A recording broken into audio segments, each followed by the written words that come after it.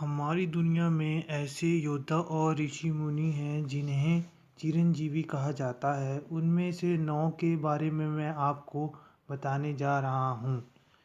पहला, ऋषि मार्कंडे।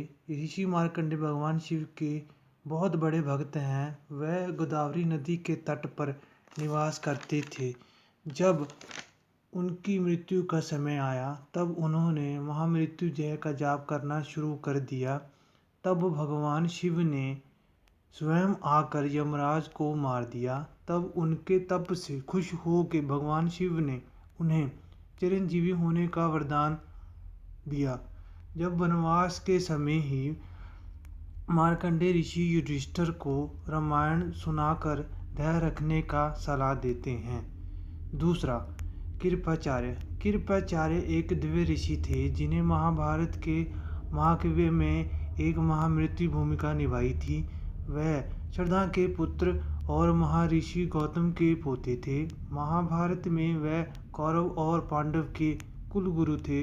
महाभारत में कृपाचार्य कौरवों की तरफ से लड़े थे। कृपाचार्य भी चिरंजीवी हैं। तीसरे हैं अश्वत्थामा। अश्वत्थामा द्रोणाचार्य के पुत्र और रुद्र का अवतार था। पूरे महाभारत के युद्ध में उनको कोई भी नहीं हराने वाला था। भगवान कृष्ण ने ही अश्वत्थामा को श्राप दिया था कि वह 3000 साल तक सशरीर जंगल में भटकते रहेंगे। चौथा है मयासुर। मयासुर रावण की पत्नी मंजोदड़ी के पिता रावण के ससुर थे। मयासुर एक असुर राजा थे। मयासुर असुरों के शिल्पी थे। मयासुर ने बहुत सारे भवन और शस्त्रों का निर्माण किया था। उन्होंने महाभारत काल में युधिष्ठिर के लिए सभा भवन का निर्माण किया जो मया सभा के नाम से प्रसिद्ध हुआ। मयासुर ने ही पांडव पुत्र भीम को ही गदा दी थी। मयासुर भी आज भी जिंदा हैं। पांचवें हैं हनुमान। हनुमान भगवान श्री राम के महान भक्त हैं।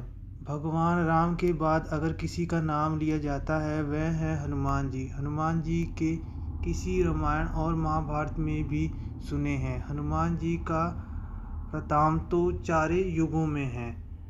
वह त्रेता युग में श्री राम के साथ थे और द्वापर युग में श्री कृष्ण जी के साथ थे। श्री कृष्ण और पांडव पुत्र अर्जुन को ही उनकी रक्षा का वचन दिया था। हनुमान जी भी चिरंजीवी हैं।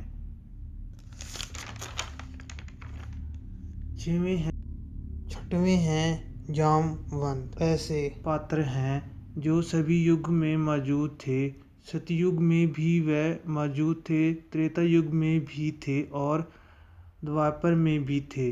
जामवंत त्रेता युग में श्री राम के साथ थे और द्वापर युग में श्री कृष्ण के साथ थे। भगवान श्री कृष्ण सैंतक मणि के लिए जामवंत के साथ युद्ध करना पड़ा था। जब श्री कृष्ण युद्ध जीत रहे थे जामवंत को आश्चर्य हुआ। तब उन्होंने आंख बंद की, श्री राम को याद किया और पुकार लगाई। तब श्री कृष्ण को अपने राम रूप में आना पड़ा। तब जामवंत ने अपनी हार स्वीकार करी और उनसे माफ़ी मांगी और निवेदन किया कि आप मेरी पुत्री से विवाह कर लें। जामवंत भी आज भी जीवित हैं। उन्हें भी चिरंजीवी होने का वरदान मिला हुआ था। ऋषि दुर्वास। महर्षि दुर्वास के बारे में सभी जानते हैं कि वह कितने क्रोधी ऋषि हैं। महर्षि दुर्वासा तीनों युग में थे। महाभारत काल में वह कुंती को मंत्र देते हैं तो द्रौपदी की परीक्षा लेने के लिए अपने 10,000 शिष्यों को लेकर उनकी कुटिया में पहुंचते हैं। उन्हें भी चिरंजीवी होने का वरदान प्राप्त है। आठवां है महर्षि परशुराम। महर्षि परशुराम तो रामायण काल से पहले से ही जीवित हैं। उनके पिता का नाम जनमेजय और माता का नाम रौणका था। महर्षि परशुराम का रामायण में तब उल्लेख मिलता है जब श्री राम सीता स्वयंवर में शिव का धनुष तोड़ देते हैं। तब परशुराम स्वयं आकर ये देखते हैं कि ये धनुष किसने तोड़ा, महाभारत में उनका उल्लेख तब मिलता है जब वह भीष्म पितामह के गुरु बने और जब वह श्री कृष्ण को सुदर्शन प्रदान करते हैं। और तीसरी बार तब जब वह कर्ण को ब्रह्मास्त्र की शिक्षा देते हैं। माना जाता है कि परशुराम भी चिरंजीवी हैं। 9वां है महर्षि वेदव्यास। महर्षि वेदव्यास पर्दशीरी और शतावदी के पुत्र थे। वे वेदों के भाग के कारण उनका नाम वेदव्यास पड़ गया। वेदव्यास जी ने ही महाभारत श्री गणेश जी से लिखवाया था। धृतराष्ट्र और विदुर को महर्षि वेदव्यास का ही पुत्र माना जाता है। वेदव्यास की कृपा से ही धृतराष्ट्र के यहाँ 99 पुत्र और एक पुत्री का जन्म हुआ।